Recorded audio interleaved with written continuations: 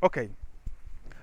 Sempre que eu pergunto ao pessoal qual é a sua maior dificuldade em programação, e eu faço essa pergunta todas as vezes, né, que abro uma edição das aulas online grátis de programação web, e quase sempre eu recebo esses quatro tópicos: como aprender a programar, ou matrizes e vetores, ou instruções repetitivas ou iterativas, e funções e procedimentos. Então, estas são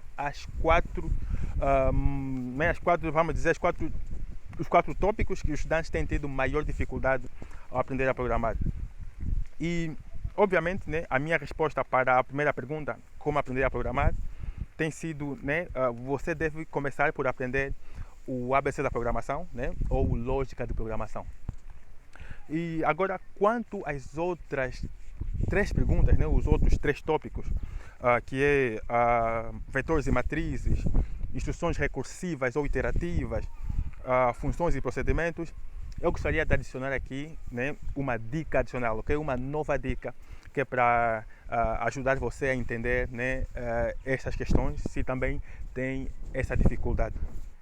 Bom, eu né, gosto de usar comparação, ok? E na faculdade, por exemplo, eu adorava quando os professores usavam a comparação, por exemplo, que é para explicar um tópico difícil. E por isso eu gosto as parábolas de Jesus, né? Quando Jesus usava parábolas, né? Ele usava a comparação de coisas que a gente conhecia e estava familiarizado, que é para nos mostrar coisas do céu, coisas que a gente não conhecia, né? E não está familiarizado. Então, por isso também, né, que nas minhas aulas, então, eu uso a comparação, né, que é para explicar programação, que é para explicar, né, lógica de programação. Então, eu costumo usar a comparação da receita de culinária, né, que é algo que, vamos dizer, quase todo mundo está familiarizado, embora, né, que nem todo mundo sabe cozinhar, mas todo mundo come, todo mundo come. Então, todo mundo está familiarizado com a receita de culinária, né? Com comida e com essas coisas. Então, uso isso que é para então fazer compreender programação, né? Através então, da lógica de programação. Bom, então, para o segundo tópico, né? Para a segunda maior dúvida, vamos assim dizer, que são vetores que são vetores e matrizes. Eu, para já, eu costumo chamá-los apenas de tabelas, ok? Vetores e matrizes eu chamo de tabelas. Tabela de uma dimensão para os vetores e tabela de duas dimensões para as matrizes, ok? Então, voltando então na comparação da receita de culinária, que é para fazer compreender isso melhor, pensa numa tabela como sendo aqueles tabuleiros do refeitório, ok? Com vários compartimentos. Lembra-se, nos refeitórios, sobretudo no refeitório dos presos, né, das prisões, dos filmes, a gente vê aqueles tabuleiros com vários compartimentos, né? Um compartimento para meter, por exemplo, vamos dizer o arroz, né, o prato principal, outro compartimento para meter o acompanhante, outro compartimento para meter o molho e etc, né? Vários compartimentos. Ok. Olha aquilo como sendo uma tabela, ok?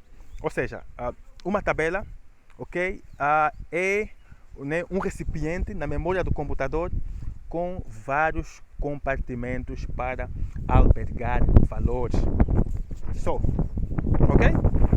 E quanto agora a matriz ou a tabela de duas dimensões, ok? Pensa nela assim, na matriz, como sendo né, uma tabela de uma dimensão, ou seja, um tabuleiro em cima do outro, ok? Um tabuleiro em cima do outro, ou vários tabuleiros um em cima do outro, ok? Então é isso.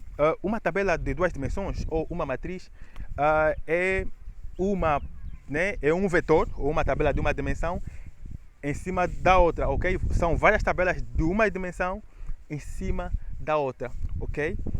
Em que o número de compartimentos, né, da tabela a gente chama de coluna, ok? E o número de tabelas, né, ou o número de tabuleiros em cima do outro, a gente chama de linha, ok? É só. Agora, quanto a outra questão, ou a outro tópico, que é as instruções recursivas ou instruções iterativas, eu costumo chamar de instruções repetitivas, para simplificar, ok? Isso de recursiva ou iterativa chega a ser um pouco complicado. Eu chamo de instruções repetitivas, ok?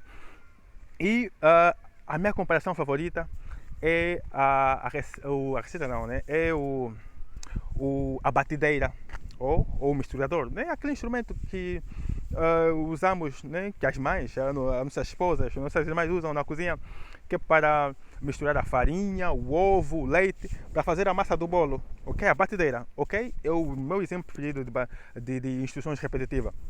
Ok? A batideira, você, né, a gente usa que é para fazer algo de forma repetida, ok? Ou seja, ele vai misturar, quando você aperta, né, ela vai misturar a massa até, né, ficar homogênea, ok? Ela vai misturar até ficar homogênea. Ou seja, a instrução repetitiva, né, vai fazer alguma função, ou vai repetir alguma instrução, ok? Várias vezes. Por exemplo, né? Repetir instrução até que condição, ok? É só isso, ok? Agora, o último tópico que tem sido difícil, né, para os estudantes aprenderem, que é funções ou procedimentos, eu costumo usar a comparação das receitas do restaurante, ou seja, de várias receitas de um restaurante. Imagina que você, né, vai num restaurante, né? Você está num restaurante e que o chefe cozinheiro, né, é preguiçoso, como muitos programadores, ou como quase todos os programadores. Então, o chefe cozinheiro, né, imagina, nesse restaurante tem 4 menus. Vamos dizer, né, 4 menus de pratos simples, ok? Tem um menu desculpem, tem um menu de, vamos dizer, por exemplo, arroz com feijão. O outro menu é de massa, vamos dizer, né, massa com peixe. O outro prato é de arroz com peixe e o outro é de massa com feijão. Ou seja, arroz com feijão, arroz com peixe, massa com peixe. Ok? Então, esse chefe cozinheiro, vamos supor, né, que se ele fosse fazer a receita para esses 4 pratos, né, vamos dizer, por exemplo, receita do arroz com feijão. Ele, né, o modo de preparo do arroz, ia descrever todo o modo de preparo do arroz. E depois, no modo de preparo do feijão, ia descrever todo o modo de preparo do feijão. E na receita do arroz com, né, peixe, ia de novo voltar a descrever todo o modo de preparo do arroz. E depois descrever todo o modo de preparo do peixe. E na receita da massa com peixe, ia escrever todo o modo de preparo do peixe, ou da massa, e depois voltar a escrever todo o modo de preparo do peixe. Ou seja, seria, né, muita repetição e muito cansativo. Então, se o chefe cozinheiro, né, for preguiçoso, tipo os programadores, né, então ele ia apenas fazer receitas, né, singulares, ok? Receitas singulares, por exemplo, receita do arroz, receita do peixe, receita do feijão, e receita da massa. E então, nos pratos, né, compostos, ele ia apenas, né, na parte de fazer, por exemplo, modo de preparo do arroz, ele ia referenciar, né, a receita do arroz, ver receita do arroz, ok? Depois, modo de preparo do feijão, ver receita do feijão, ok? Então é isso. Em programação, né, o ato de você criar essas pequenas receitas separadas chama-se criar função, ok? São coisas que são coisas complexas que você vai usar várias vezes, né, no teu programa ou no teu código, e então você vai né, criar essas receitas de forma separada, ok?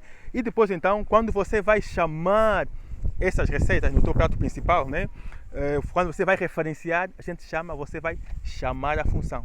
É só, ou seja, as funções e procedimentos servem que para a gente escrever uma vez só, ok?